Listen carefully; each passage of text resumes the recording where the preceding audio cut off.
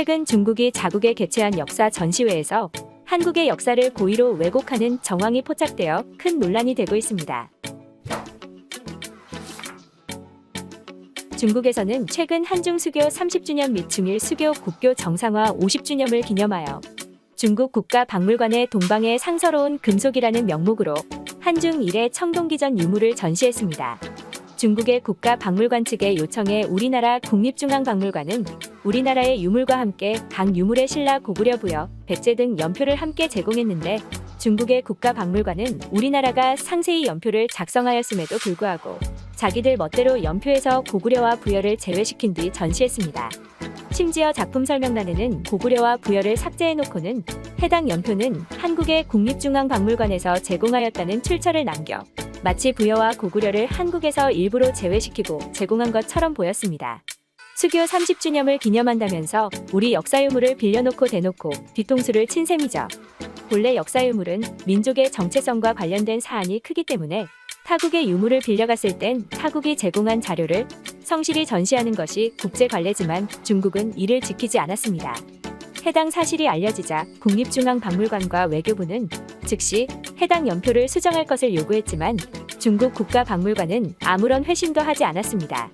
결국 우리 측의 계속되는 요구에 중국 외교부는 사과를 하긴커녕 고구려 문제는 하나의 학술 문제라면서 정치적으로 이슈화할 필요가 없다고 주장했습니다. 즉 고구려와 발해의 역사는 자기들 입장에선 한국이 아닌 중국 역사에 편입시키려는 생각이죠. 한국은 그 뒤로도 재차 연표 수정을 요구했지만 중국은 답을 회피하며 자료 설명을 수정하지 않았고 결국 우리 측은 중국에 전시된 우리 유물을 철거하기로 결정했습니다. 이러한 중국의 이해할 수 없는 아나무인적 태도의 원인은 현재 중국은 고구려와 발해를 자국 역사에 편입시키려는 동북공정 때문입니다.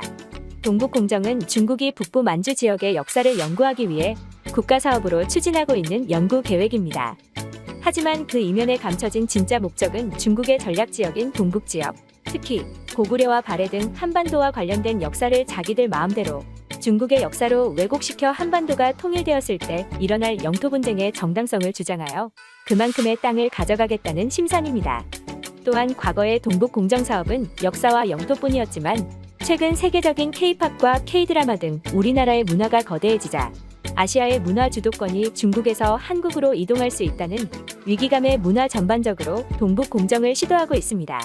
중국의 최대 포털 사이트인 바이두에서는 일본 유학 중 독립운동을 한 윤동주 시인의 국적을 중국으로 바꾸면서 민족을 조선족으로 표기했고 1932년 일왕에게 폭탄을 던진 이봉창 의사와 1932년 중국 상하이에서 일본군 사령관을 폭사시킨 윤봉길 의사도 조선족으로 표기했습니다. 최근 논란으로 조기 종영된 조선구마사에서 충녕대군이 서역에서 온 구마사제 요한 신부 일행에게 음식을 대접하는 장면에서도 만두, 월병 등 중국 음식이 등장하는가 하면 배경음악으로는 중국 전통악기로 연주된 음악과 춤을 추는 무희들이 중국식 의상을 입어 이게 도대체 한국 방송인지 중국 사극인지 헷갈릴 정도로 그 정도가 심했습니다.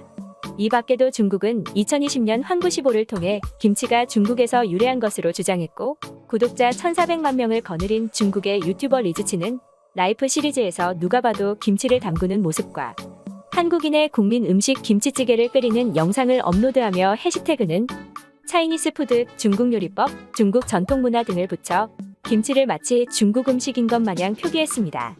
중국은 한국을 독립된 나라라고 생각하지 않습니다. 2017년 시진핑 국가주석은 트럼프 전 미국 대통령을 만난 자리에서 한국은 역사상 중국의 일부였다라는 설명을 하기도 했었죠. 이번 중국 국가박물관에서 한국 유물의 연표를 고의적으로 삭제한 일도 중국의 동북공정 사상이 얼마나 뿌리 깊게 박혀있는지 알 수 있는 대목이었습니다. 그렇다면 연표 삭제 사건의 중국 반응을 알아보도록 하겠습니다. 고구려는 발해, 요, 진과 같이 동북부 소수민족 정권이다. 뻔뻔하다. 고구려가 중국 역사의 일부라는 것은 의심의 여지가 없습니다. 한국과 학술적 토론할 필요 없이 바로 대꾸해라. 고구려는 중국 고대 북방 소수민족으로 한국과 무관하다. 역사적 사실을 인정하지 않고 주관적인 상상으로 역사를 만들어내고 남에게 인정을 강요하는 한국이라는 나라는 얼마나 뻔뻔한지.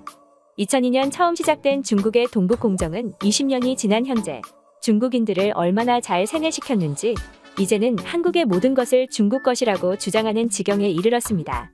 이에 우리도 우리 것을 지키기 위해 한층 더 음식, 의상, 전통 등 우리 문화에 신경을 써야 할 것 같습니다.